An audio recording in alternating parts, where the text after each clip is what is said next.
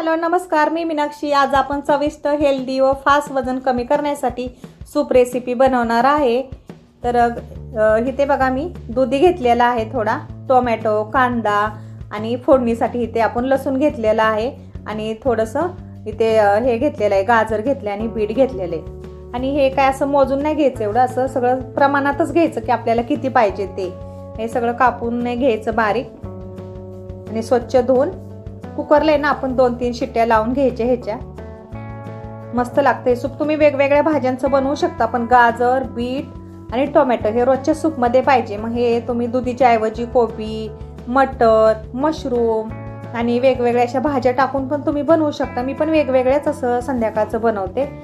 आणि मला आहे ना गुडघ्यांचा खूप त्रास होत होता, वजन वाढलेलं। मग ते डॉक्टर बोलले तुम्ही संध्याकाळचं आहे ना जेवण नका करत जाऊ, तुम्ही संध्याकाळचं असं वेगवेगळ्या भाज्यांचं आहे ना सूप बनवून प्यायचं तुम्ही, बोलले पोटभर असं, तर तुम्हाला थोडासा फरक पडेल। तर मला 15 दिवसामध्ये ना जवळजवळ माझं 5-6 किलो वजन कमी झालेलं आहे। तर माझी आज ऑफिसमध्ये फ्रेंड बोलली तू हे सूप वगैरे घेते तर त्याची का तू रेसिपी टाकत नाही? तर म्हटलं ठीक आहे चालेल म्हटलं, मला कधी एक वेळ भेटला संध्याकाळचा तर म्हटलं मी टाकल। मग मी घरी आल्यावरती फटाफट हे सगळं बनवून घेतलं। पण आणि फोडणीसाठी तुम्ही ते कढीपत्ता, अद्रक, लसूण असं ठेचून पण टाकू शकता, पण माझ्याकडे काय कढीपत्ता नव्हता आणि माझं काय असं ठरवून नसतं रेसिपी आज हे करायची मग हे सगळंच पाहिजे। असं जे आपल्याकडे अवेलेबल आहे त्याच्यामध्येच आपलं सगळं चालवून घ्यायचं, म्हणतात ना जुगाड चालवायचं कसं तरी, तसं आहे हे। इथे बघा हे मी कुकरला 3 शिट्ट्या लावून घेतल्या आणि हे असं चमच्याने नाही बारीक केलं तरी चालेल आणि मिक्सरला लावून घ्यायचं। आणि मी काय हे गाळून वगैरे घेत नाहीये, असंच खाते मी। दाताखाली पण बरं वाटतं असं चावायला आपल्याला, हे नुसतं सूप असं गुट्टू गुट्टू पिण्यापेक्षा तर हे बरं आहे। आपली साधी सोपी रेसिपी आहे, कोणाला वजन कमी करायचं असेल ना तर तुम्ही हे फॉलो करू शकता तुम्ही।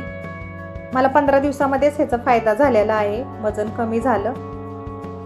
आणि मी काय गाळून वगैरे घेत नाही। सूप जास्त घट्ट पण नाही जास्त पातळ पण नाहीये, आपल्या हिशोबाने आपल्याला कसं पाहिजे तसं करायचं।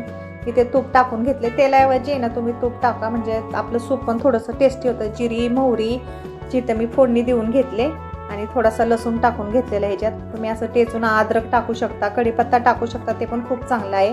थोडा हिंग, हळद आणि मग थोडंसं आहे ना मी तिखट टाकते ह्याच्यात। मग आपल्याला असं नुसतं मिळी तोंड कसं तरी स्वतः सवय असते तिखट खायची आपल्याला, मग त्याच्यामध्ये हे टाकून घेतलेलं आहे। आणि इथं काळी मिरी पावडर आहे, हे मी करूनच ठेवले, रोज कुठं ठेचत बसायचं वेळ भेटत नाही आपल्याला।